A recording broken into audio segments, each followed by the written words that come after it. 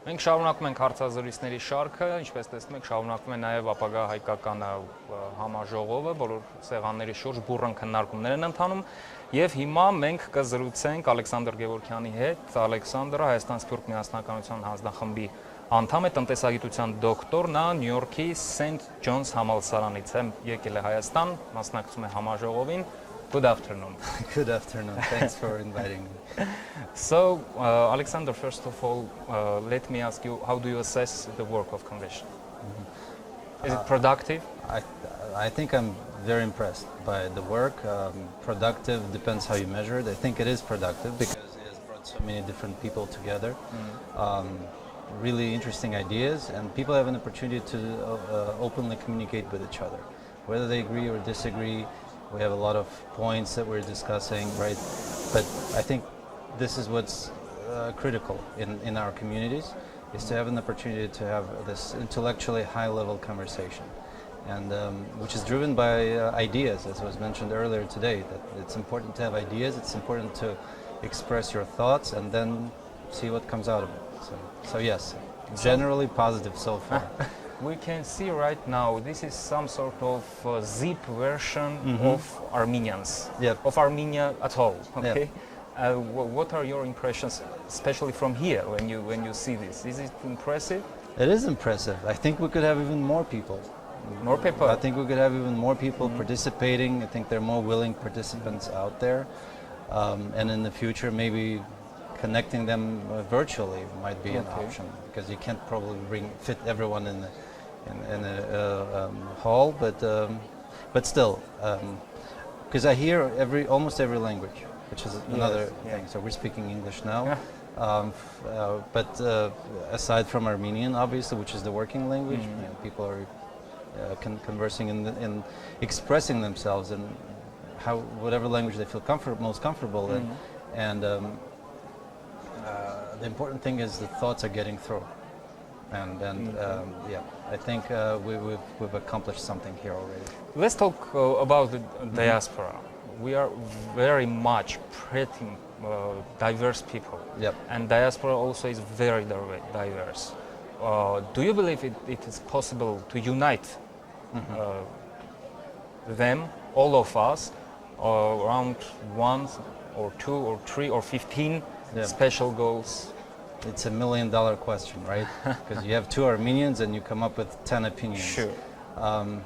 It depends. I'm an economist, so I always say it depends. It depends how we define unite or union. If we can structure a framework in which brings professionals from different fields together, and they have an opportunity, again, just like now, communicate and express and then kind of decide on certain actions, that's already unity, because it's driven not as part of a sort of ad hoc actions, but part of a systemic approach. And that's what I think is the positive part of this initiative, Future Armenian. But more philosophically, uniting diaspora is a thankless job, because technically it's impossible, right? We talk about dispersion rather than diaspora, and we talk about not a monolithic entity, but more of individuals driven by either their own thoughts and ideas, or as being part of an organization, which is also very important, because organizations in the diaspora in many ways define what we do, how we think, and how we actually interpret our own history. The same facts that seem to be well known, but at the same time that could be important. There's also a need for, if we talk about unification of diaspora activities and such, and energy in general, I think what's also important is the fact that there needs to be communication within the diaspora, among different groups, but also among the different continents and so on. There are initiatives, of course, that try to bring this together, and we are never content with the result. We always want more. And I think the important thing here is that this work continues, right? And then at some point there's going to be gradual improvement. So, naively speaking, yes, optimistically it's possible, but it is a lot of hard work, and it requires a clear message, I think, from Armenia and this framework that I was talking about. Can we define simple core on which Armenians can be united? Very simple. I think this is where I'm going to be objectively biased. um, because of what you mentioned, the diversity in the diaspora, right? How different we are, and drawing roots from different regions, historical regions. This is critical, especially for the Western Armenian diaspora. The difficult part is to get people interested and united in the fact that there is a country called Armenia, surprisingly, right? For a very long time, the concept of genocide and not the concept, but the struggle for recognition of genocide and the memory of genocide was that unifying factor that brought communities together and shared history and such. But I think we need to be moving more towards the fact that there's this country right now and it needs its diaspora. And what diaspora needs to realize is that it needs the country itself as well to maintain identity, right? But there's a difficult part here. It's one thing to define identity and to keep it, but in terms of unification and joint efforts, there needs to be trust to be built between the two groups, and we can go deeper. So, right? What is the role of state, of Republic of Armenia? I think the state plays the most critical role here. It's the foundation upon which everything else comes together. Right? Okay. So, but we're not talking about some. And when I talk about this, rather, I don't have in mind any major breakthrough projects or large-scale investments. Very simple things. Cultural engagement is number one, I think. Sure. The importance of people living in the diaspora of seeing how things are in Armenia. I mean, and the truth of that, right? There are a lot of good things. There are a lot of difficult things. Sure.